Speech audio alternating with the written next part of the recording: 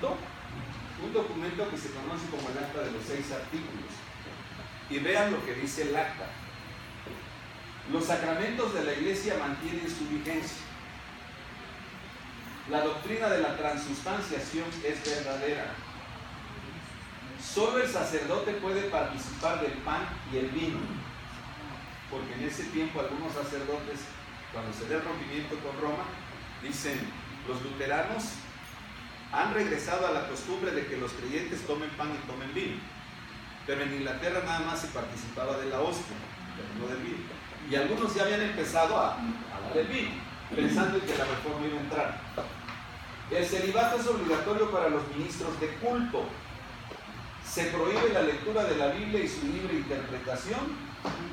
Y el artículo 6: todo intento de corromper los sacramentos será castigado con confiscación de bienes y muerte en la hoguera.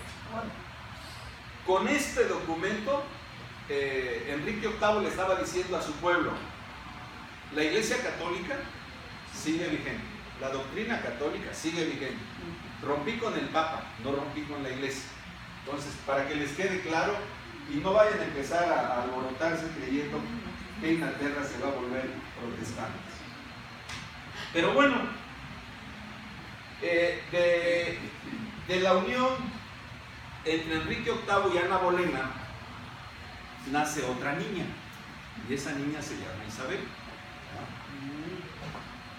Y en lugar de que Enrique estuviera contento, Enrique estaba triste. O sea, yo no quiero niñas, yo quiero un niño. Y Ana me está dando lo mismo que Catalina, más niñas, ¿no? Entonces nace Isabel, siguen trabajando para buscar al niño, llega el niño, pero otra vez al momento del parto, el niño muere. Y entonces viene Enrique y dice, aquí sí la historia es un poco, pues, tiene ahí sus lados oscuros, porque hay un momento en que dicen que Ana Bolena era una mujer muy atractiva y que la miraban mucho los hombres y que constantemente Enrique VIII estaba molesto.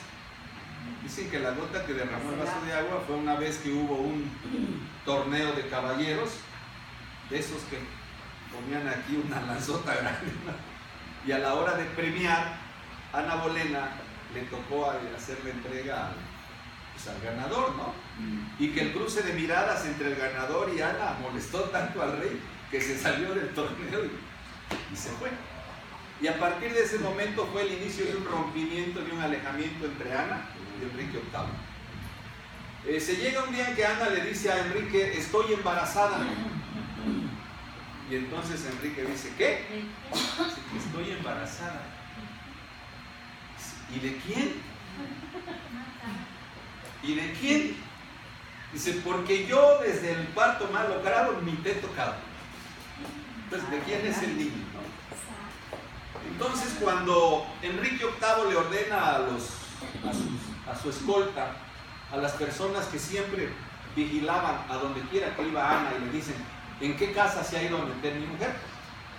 La guardia le dice: al único lugar en donde nosotros la dejamos sola es cuando visita a su papá o cuando visita a su hermano. Fuera de eso, jamás la perdemos de vista. Y de ahí Enrique VIII sacó la conclusión que el hijo no era del papá de Ana, pero podía ser de su hermano.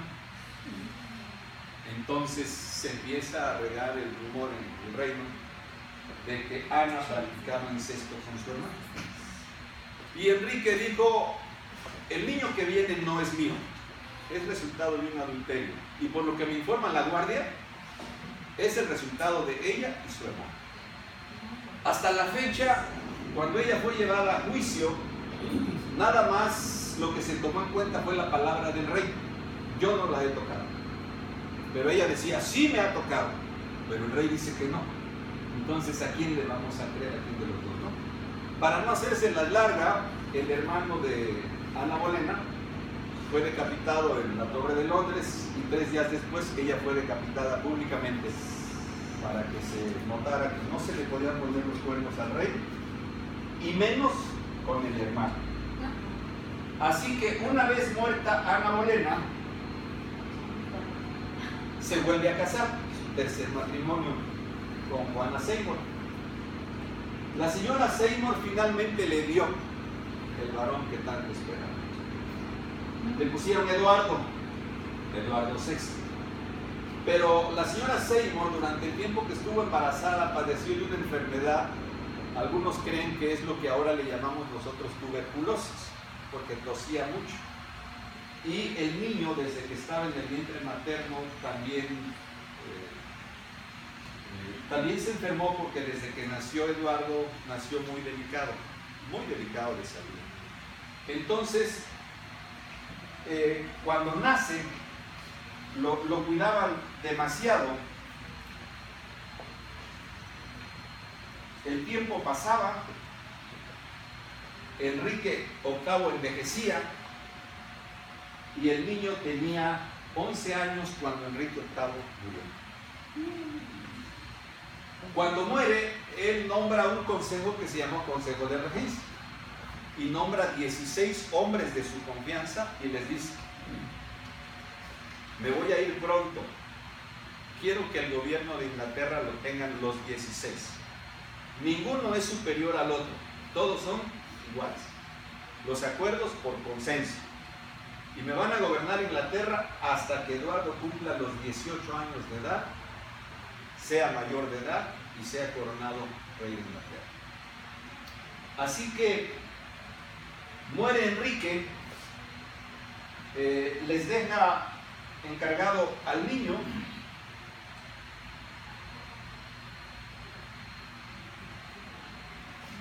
Y empieza este pequeñito, no podemos decir que a gobernar Inglaterra, porque de los 16 miembros del consejo, hubo uno que destacaba por su inteligencia y por su liderazgo para poder tomar decisiones. Entonces, 13 de los 16 miembros le dieron el voto para que él fuera el que se hiciera cargo tanto de la protección del niño como de la toma de decisiones. ¿Quién era la persona que nombraron? Se llamaba Edward Seymour, hermano de la mamá de Eduardo. Era el hermano mayor, o sea, era tío del pequeño rey. ¿Y qué tenía Edward Seymour?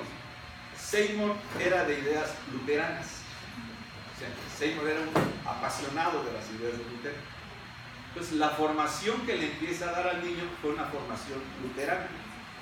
Y cuando él empieza a darle una formación luterana al niño, todos los católicos empezaron a decir que estaba traicionando la confianza del padre, pues que bien sabía que el papá, el difunto, era católico y odiaba a los luteranos. Entonces, ¿por qué le estaba dando una formación luterana al niño? Se dio cuenta que él no iba a poder solo, que iba a necesitar el apoyo del ejército, de gente fuerte. Y entonces llama para que lo acompañe en el gobierno a un hombre llamado Juan Dudley. Dudley era un almirante, un hombre que había ganado muchas batallas navales y era un hombre muy admirado y muy querido en Inglaterra. Entonces, lo que dijo Seymour: me traigo al hombre, al militar más admirado, lo pongo a mi lado y aprovecho que él es calvinista. Pues, un luterano y un calvinista, y con un niño de 11 años, ¿verdad?, empiezan a tomar las decisiones de Inglaterra. Se apresuraron a enseñarle a firmar, porque lo que ellos querían era que todos los acuerdos que ellos tomaran, el niño pusiera su firma y el gobierno de Inglaterra pues siguiera su marcha, ¿no? Una de las cosas que hicieron estos dos hombres, a quienes yo les llamo los padres políticos de la reforma en Inglaterra, fue ahora buscar un sacerdote que también fuera de ideas reformistas para ponerlo como arzobispo de Canterbury, que es la matriz de las diócesis en Inglaterra. Entonces llaman a ese sacerdote que respondía al nombre de Thomas Cranmer. Lo ponen como arzobispo y le encargan empezar a redactar los principios de la constitución de una iglesia anglicana, porque la iglesia anglicana existía de nombre, pero teológicamente no tenía ni artículos, ni principios doctrinales, no tenía nada, o sea, no existía, eran católicos. ¿Qué hace Cranmer? Fue el hombre que había casado a Enrique. Llama a dos sacerdotes que él conocía por sus ideas reformistas, Nicolás Ridley y Gil Larimer. A uno lo pone como obispo de Londres y al otro como obispo de Worcester. Y entonces, con las tres diócesis principales de Inglaterra dirigidas por curas reformistas, se estaba tratando de consolidar y establecer la reforma protestante en Inglaterra. Pero era una lucha contra el tiempo, porque el niño, a medida que crecía, la enfermedad no lo abandonaba, sino que se le hacía más grave. Y ellos sabían que si el niño se moría antes de cumplir la mayoría de edad, ninguna de las reformas que habían hecho tenía validez. Oficialmente ninguna. ¿Por qué? Porque el niño no tenía la edad para poder decir, esto yo lo firmé dentro ya de lo que son las normas de la mayoría de edad. Ellos sabían que estaban en una lucha tremenda. Y finalmente, a los 16 años, Eduardo se murió. Y cuando se muere Eduardo a los 16 años, ellos se habían echado muchos enemigos políticos y religiosos. ¿Por qué? Porque los miembros de la corte habían sacado a todos los que eran romanistas y habían puesto una corte de puros reformistas. Las iglesias principales se las habían dado a curas protestantes. Y la inconformidad de los católicos, había muchos que eran partidarios del Papa, pues era grande la inconformidad. Y para desgracia de ellos, muere Eduardo y nombran a la hija, a la primera hija de Enrique VIII, a la hija de Catalina de Aragón, la nombran reina. Entonces, cuando esta mujer sube, la entronizan, pues fíjense bien qué fue lo primero que hizo. Eduardo, antes de morir, en su testamento dijo: yo quiero que cuando yo muera me suceda en el trono mi prima, una joven que se llamaba, déjenme ver si no sé su nombre,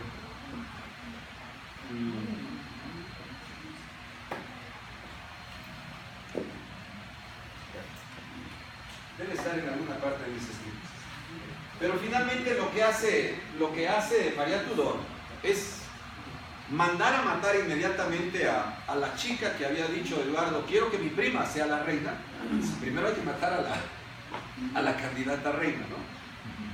Después mandó a decapitar a los padres políticos de la Reforma, al conde y al duque que se habían encargado de la educación de Eduardo, también los mandó a matar. Después de hacer eso,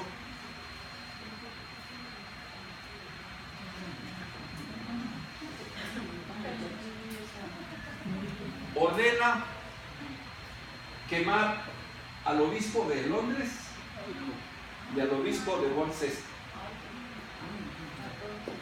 Y por si fuera poco, manda a llamar a Thomas Cranmer y lo obliga a ver el martillo, diciéndole: no te toca a ti, pero quiero que veas cómo mueren los traidores. Entonces, este es un cuadro muy interesante y que tiene trascendencia hasta nuestros días. Porque cuando el obispo de Londres ve a su hermano en la fe tan lleno de pánico y de terror, le dice: mira, yo le estoy pidiendo a Dios que estas llamas que van a quemar nuestros cuerpos enciendan una luz, que no solamente ilumine a Inglaterra, sino que sea una luz que llegue a otros lugares del mundo. Y con esa ilusión y con esa oración, yo me voy. Y bueno, pues mueren estos dos hombres. Después María manda a llamar a Thomas Cranmer y le dice: te puedo perdonar la vida, pero tienes que recorrer